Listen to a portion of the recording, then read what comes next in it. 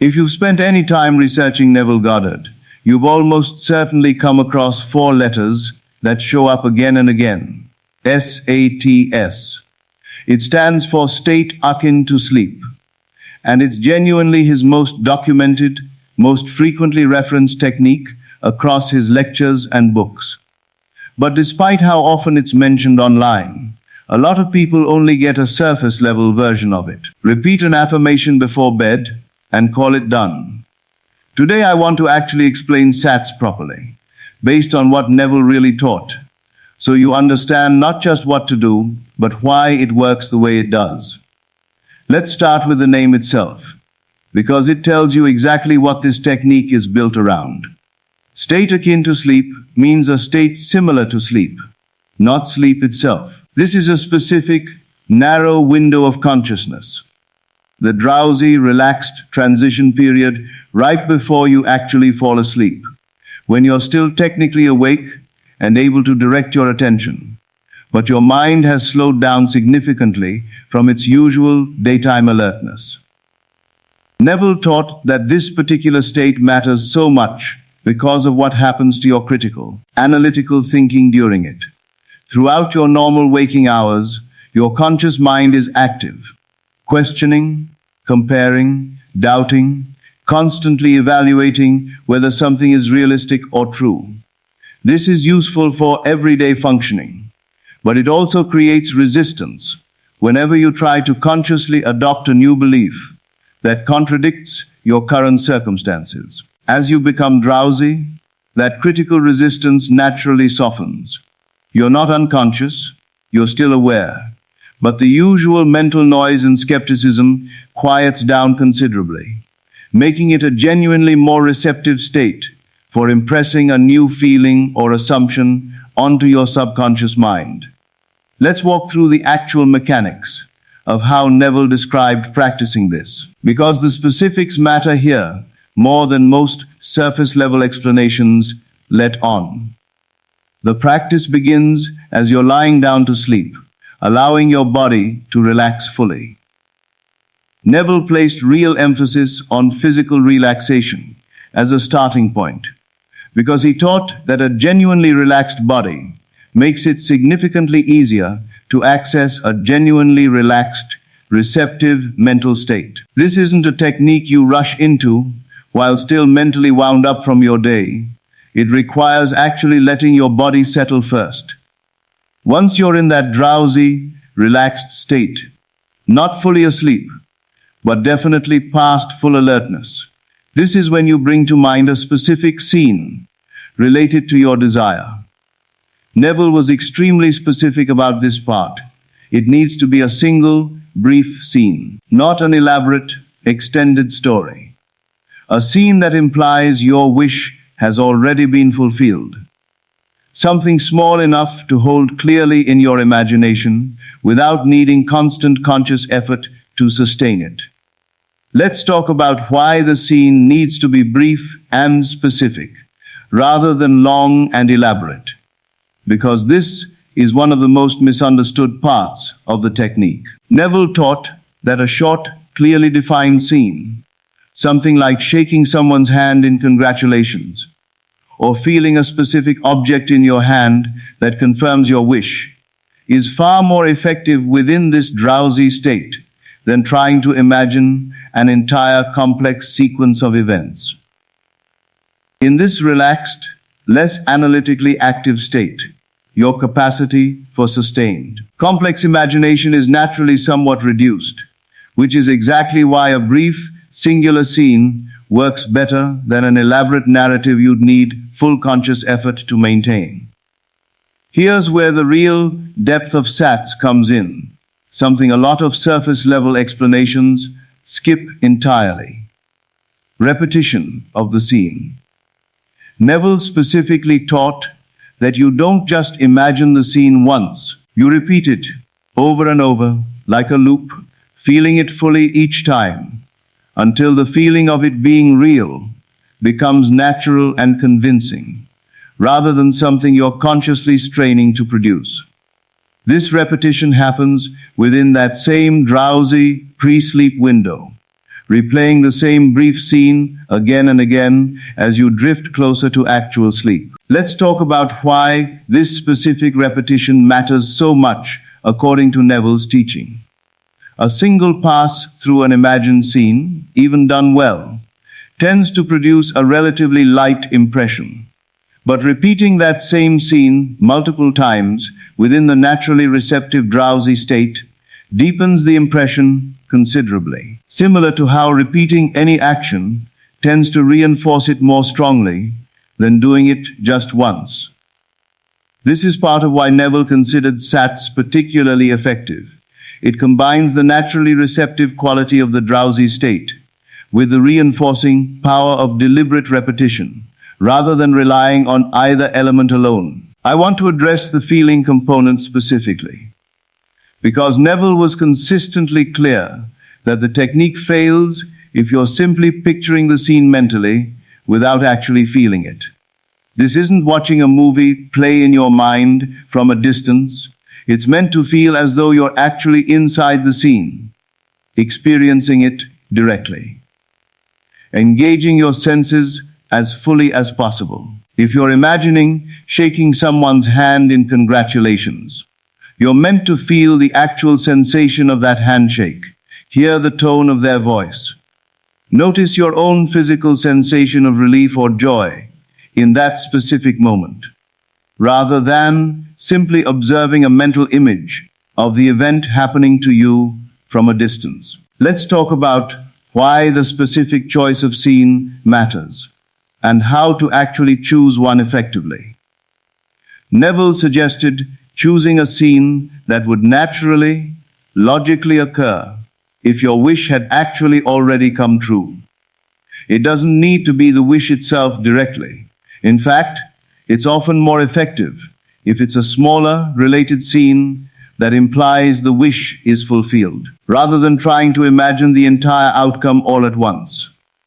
If your desire is a specific job offer, rather than trying to imagine your entire future career unfolding, you might choose a brief scene of a friend congratulating you, or the specific sensation of relief you'd feel telling someone the good news.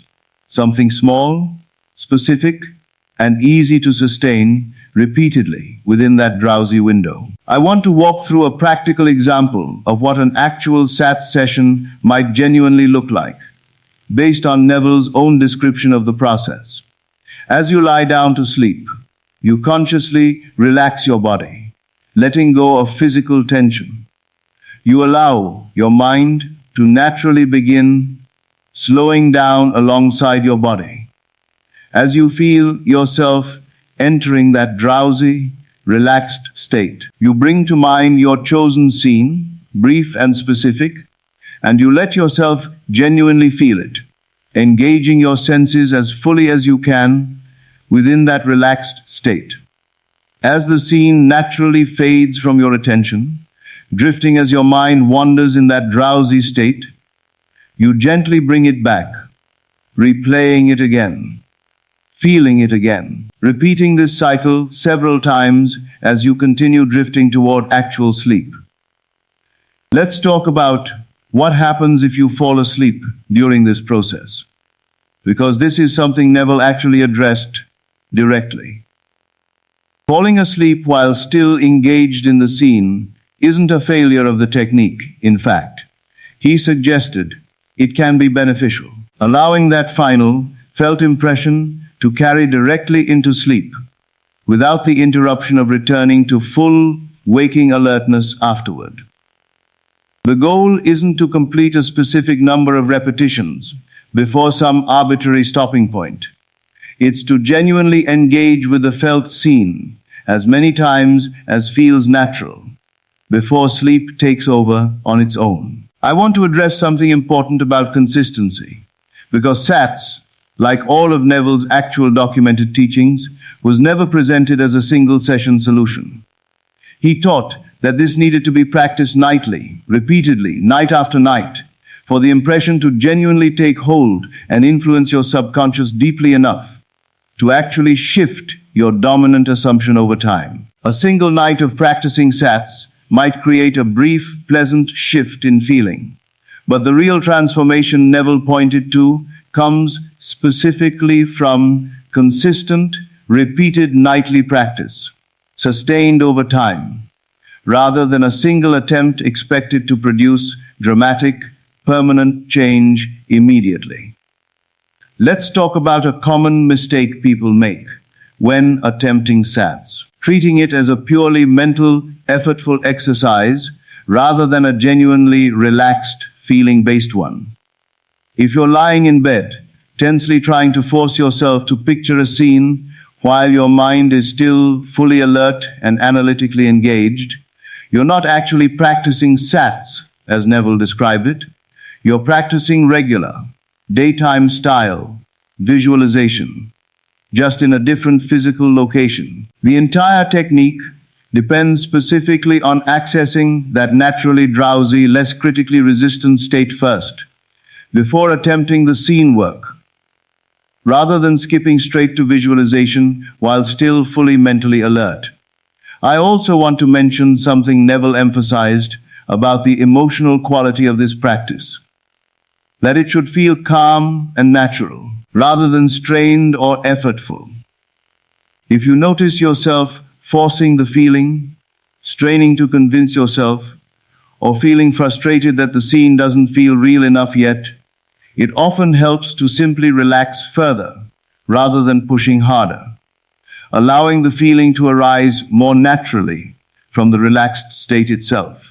Consistent with how Neville generally described this entire process, working best from a place of ease rather than tension. Let's talk about why this specific technique became, and remains, Neville's most referenced and most popular method, rather than his other teachings receiving equal attention. Part of this is simply because SATS is genuinely practical and specific. It gives you an actual, concrete process to follow, rather than a purely abstract philosophical concept to understand intellectually. It combines several of his core principles: feeling over words, the power of the relaxed pre-sleep state, the importance of specificity, and the value of repetition, into a single, coherent, repeatable practice, which likely explains why it's remained his most widely discussed and applied technique across manifestation communities for decades. I want to be honest about something important here too. SATS, like any of Neville's actual techniques, isn't a guaranteed, instant formula that works identically, on the same timeline, for absolutely everyone, regardless of how deeply ingrained their current beliefs happen to be.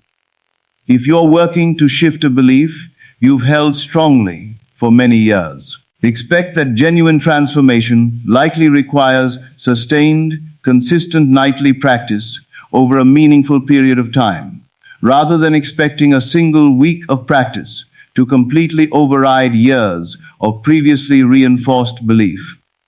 So here's how you can actually begin practicing SATS tonight, based on everything we've covered. As you lie down to sleep, take a few moments to consciously relax your body fully. Allow your mind to naturally slow down alongside your body, rather than rushing into the exercise while still mentally alert. Once you notice yourself entering that familiar drowsy state, bring to mind a brief, specific scene that implies your wish is already fulfilled, and let yourself genuinely feel it, engaging your senses as fully as possible. As the scene naturally fades from your attention, gently bring it back, repeating this process several times, allowing yourself to drift towards sleep naturally, carrying that felt impression with you as consciousness fades. I want to leave you with this final thought. SATS remains Neville's most referenced technique, not because it's some flashy, exotic secret, but because it's genuinely practical, specific, and directly grounded in real principles about how your subconscious mind actually becomes receptive to new impressions. Tonight, before you fall asleep, try practicing this properly, not as a single, mechanical repetition of an affirmation, but as a genuine, felt, repeated, seen. Held gently within that naturally drowsy window, Neville identified decades ago as the most powerful time to work with your own imagination.